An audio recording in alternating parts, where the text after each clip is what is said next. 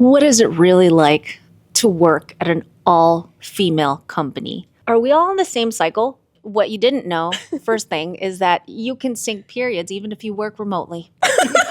Right here. Did you know? Misty, fact check me. Absolutely true. 100%. Mm-hmm. Most definitely. All right. Here we go.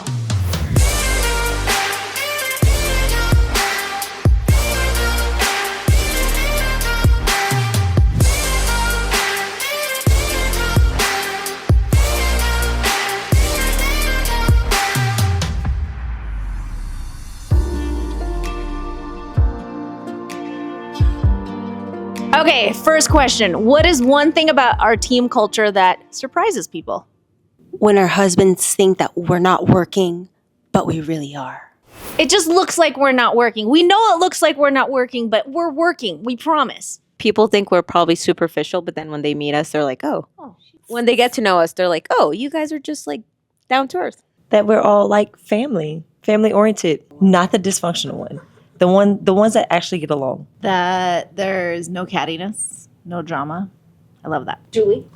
We all come from different backgrounds and use that to our advantage. Every time we go out to dinner and everyone thanks me, I'm like, no, I could not pay for this on my own. Thank all of us.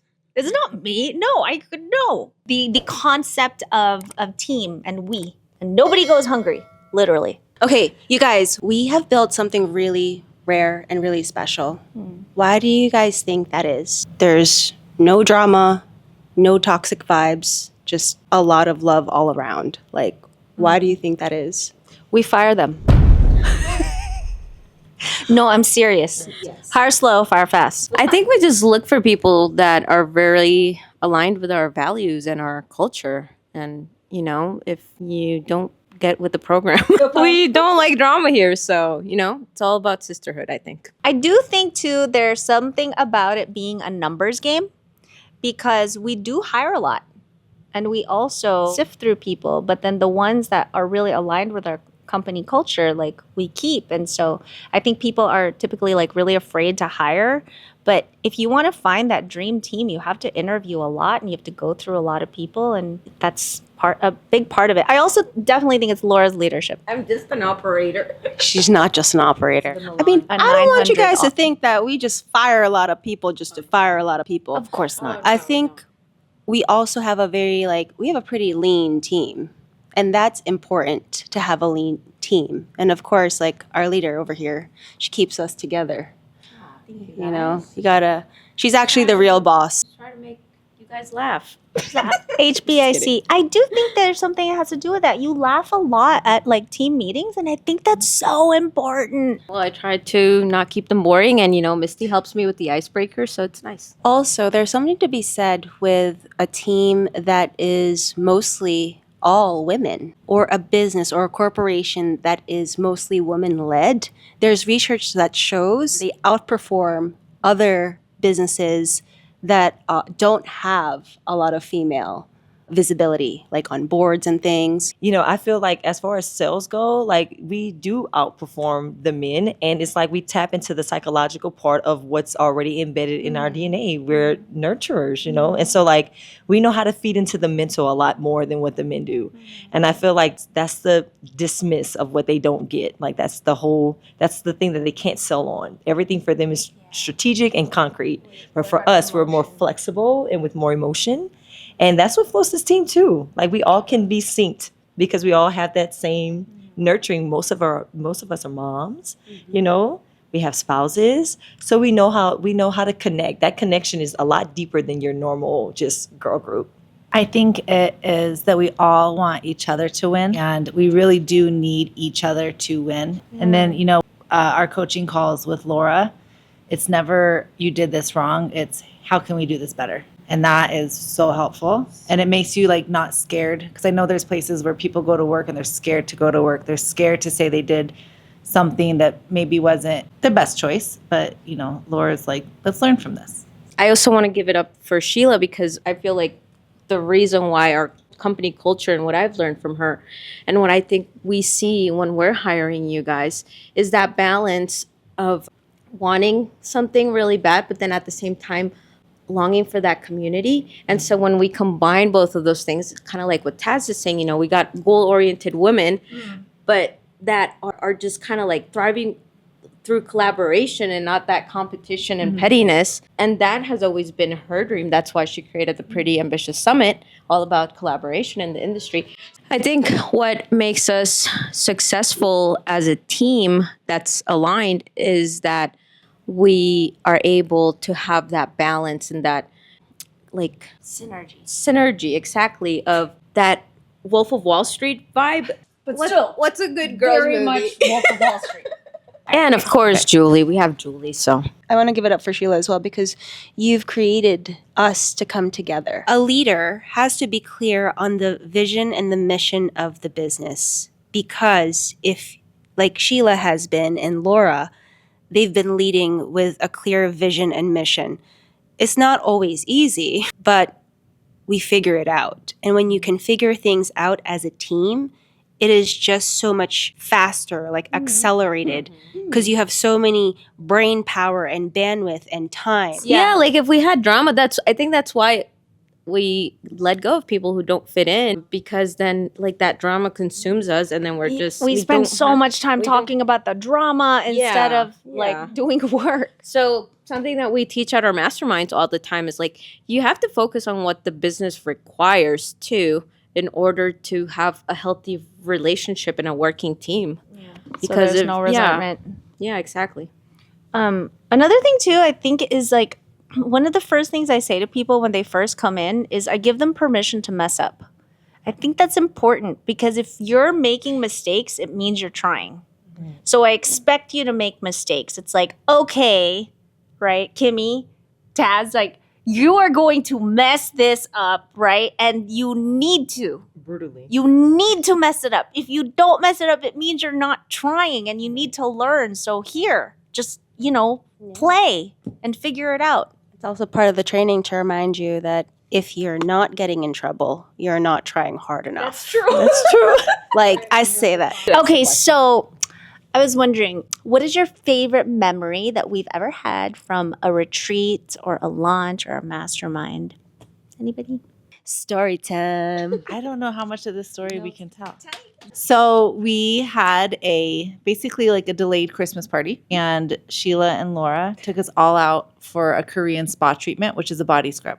I'm an esthetician. We learned how to do body scrubs. You uncover and cover one piece at a time. I don't know if y'all have been to traditional spas, Korean spas. That is not how they do it. That's not how they do it. We were just not aware. We weren't. It wasn't. You could wear bathing suits at least. But we weren't told, hey, bring your bathing suit. And I didn't even know what to expect. I was like, yeah, we're going to bring bathing suits. Did I bring a bathing suit? No. But we're going to go research how we're supposed to take a shower and prep. And as soon as we walked out into the spa room, there wasn't a bathing suit to be seen by anybody, anywhere. Oh. Wait, did you see other people? Yes. Yes. We took baths with coworkers. I took a bath with my coworkers and the two ladies celebrating their birthday. We found out and they already went ahead of us. Yeah. Because we volunteered to go first. And my other coach friend and I, we are rule followers. So I said, this is happening. We got to follow the rules. Drop your towel. Let's go. And we did. And we had a great time. Really fantastic experience because we all were laughing so hard. And it was such, I think, a beautiful bonding experience. And it was just so fun. It was fun, actually. Like, it was one of those, like, core memories. Yeah. Absolutely. Yeah, it was a core memory. Because we were mortified, but then it's like, at least this with my team. It's like, yeah. And relaxed and exfoliated. So that was really the cherry on top. Baby dolphin Yeah, skin. it was beautiful. That was my favorite memory. So yeah, just having fun with you guys on a unresearched spa trip. The best part, I think, also was a week later, Val sent us a video or a picture, and she has a lady that comes in and helps with chores around the house. And we were given this body scrub that scrubbed us, like every little nook and cranny. And then we were given this like little towel to take home. And Val sends us a picture, and her helper lady was using it to wash dishes. It had been washed and in the laundry, but it looks like a cleaning towel. So she was using the full body scrub on the dishes. Oh my gosh, Val was there? She doesn't even want to, like, shower, like, naked in front of us. I was like, she was naked in front of everybody? No, we didn't see each other naked. No, that was just the first two of us. Only the first two who jumped into the surprise. Shut the front door. The brave ones. Or The ones who followed the rule, because all the rest of us, we kept the towel on. They actually took off their towel because they were following Bruh. the rules. and I didn't know there was an upstairs, and I was like, oh, okay, well, this is what we're doing. So I guess this is what we're doing. I played in every single pool. So I sat in every sauna. Skinny dip. Like I experienced upstairs and downstairs of the spa. I took full advantage of my spa day. So thank you. I appreciate a very detailed spa day. I was thinking like you guys all saw each other naked. No, it was saw a lot of eyes up people. here. Eyes up here. Like not even like here eye to eye, but like eyes to the ceiling. No. We did take baths together, but that was about it. Oh, okay. I thought you guys as a team were like, oh, well, we're doing this. I was like, wow, I don't think I missed out. All right, how do we top that? How? There's no way. 'Cause Okay. I mean, I can tell this story, and I don't think Okay. I ever tell this story. Okay. And I don't think y'all know this either. But let me just say this. Okay, so I just started here. Okay, so 2020, I applied for PRB for the very first time, and I got an interview call. I was like, yeah, they saw my video, but I was supposed to meet with Laura because it had it on my email, and I was like, okay, who's Laura? I was just like, okay, I don't. But then I was like, okay, and then Danielle popped up on my screen, Zoom call, and she's like, sorry, our COO Laura couldn't make it, so I'll be doing the interview today. And I'm like, okay, nice to meet you. And I don't she remember this. interviewed me completely. I mean, it was so nice. I felt like we vibed greatly. And then she tells me, go ahead and how about we schedule you for a second call? I said, oh my gosh, that's so nice. Thank you so much. And go ahead and schedule it. I was like, okay, cool. How long is it going to be since you're better? Because you gave me homework. She gave me homework. That's whenever I first heard about Grant Cardone, because I listened to his entire podcast. We really And- did interview her. Yes, I know. Okay, so back to what I was saying. I got homework and was told, when are you going to be able to finish it? And I'm like, oh, I can do this like within like a couple of days. And she's like, okay, what about a week? Or yeah, I said, yeah, I can do a week. Yeah, give yourself some time. Take notes. Come back. We're gonna get back on this phone call, and you're gonna tell me what you've taken from the podcasts. And I was like, yeah. So I called. No answer. I called again.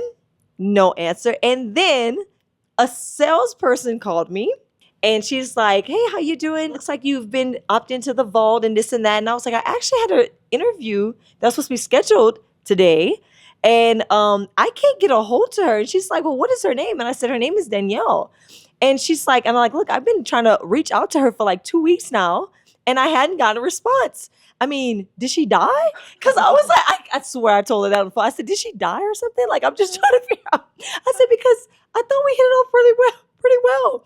And she was like, we have a team meeting today, and I'm going to mention it. And then I got a phone call like 3 days later, not even the day off, 3 days later. And it was like, we actually hired someone else. And I was like, okay, it's all good. I don't think you guys didn't know. I had no idea. Let me tell you. Wait, how is that your favorite part? Oh, Funny. it's funny. Oh. It is funny. Okay. I was like, So I'm just glad that you came at the right time. It's all good. And when you're in sales, you got a lot on the side. I'm just glad you're not dead, because that was the main part. I'm alive That was and the main well. part. I'm She was alive and alive well. and well. Thank And God. Taz, honestly, you being our team member, like me working alongside of you, I can feel your fellowship as well, and as a sister, and you always have the wise words to say and to share.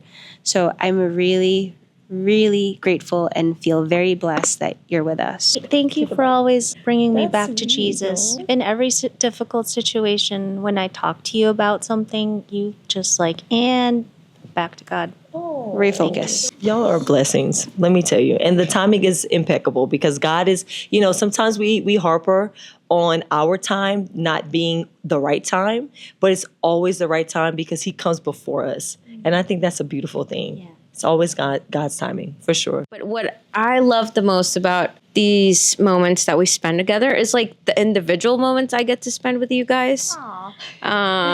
So Dee and I had an amazing moment in Milan, looking over at Lake Como, praying. We felt God and the Holy Spirit. It was so beautiful. Misty, Misty just always makes me laugh. But there was a particular time where I was in a lot of pain, and she came and took really good care of me and took my pain away, and that just like made me feel really cared for. So that was really nice. Yeah. Thank you. You're welcome. Tass, my favorite moment with you was just sitting on that couch like maybe 15 minutes ago, seeing you laugh so genuinely. That was like, it was, I got to see like a part of you that I've never seen, and that just like lit my heart so much. I think you're love so funny, your smile and your laugh. You're funny. Yeah, that was really, that like warmed my heart a lot. Good. Laughing is good for the heart and the soul. I got one for Laura and for Sheila. My most memorable time was in Rotterdam, Netherlands. We that were was probably at a one of- conference, and all I can hear Sheila whispering in my ear was, "Hey, D, do you have underwear on?" I'm like, "Yeah." "Can I borrow it?" "No. My underwear would fall off of you." And then I see these two running into a stall. No, then you heard, then she didn't ask me if I had underwear. She's just like, give me your underwear. Okay, what happened was I was wearing a dress that showed panty lines, and so I decided that day, since we're only going to go to this party for a very short time, that I wasn't going to wear underwear, and I was just going to keep it closed, right? Keep your knees together. So, but then they invited me on stage for something, and I said, "Oh no, and then I was like, "What do I do?" And then Laura was right next to me, and I said, "Laura, you have to give it to me." Literally, like those hand movements. You have to give it to me. Give me your underwear. What? I was like, I need your underwear. I need it. I need it now. And Like with this, And then I felt like a bouncer escorting these two into a bathroom. because we had to exchange underwear. And they did the exchange Actually, of underwear. No, she had to give. I had no underwear to exchange to her. Took off my underwear. Sheila grabbed it, went into the restroom, put on my underwear, and went straight to the stage. Is that why you guys always ask each other if you have your underwear on? I think so. Because it comes up more. That's true. It doesn't. That's probably PTSD. It comes up more often than I feel like it should. Like in guys a, are in a like- normal group. That's like overly sisterly. Like I love it. I love it though. So really hoped you guys enjoyed this episode. Enjoyed. We're traumatized. We're so sorry for this episode. No, we're not. Sorry, not sorry, of what it's really like to work at PRB. Which, by the way, mastermind. I can't even tell you. Like, describe it in one word. It's basically the sisterhood, fun, networking. In person, like this energy in person. It's like a community. Yeah, and strategy. It's like I think I say it as like it's strategy, but wrapped with a lot of love and laughs. So if you're interested, go to SheilaBella.com/mastermind. And we'll see you guys next time.